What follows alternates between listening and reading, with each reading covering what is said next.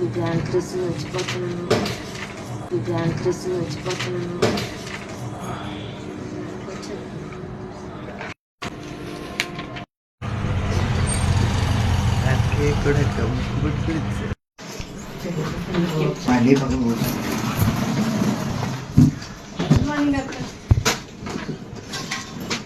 ఇంకొక అమ్మాయి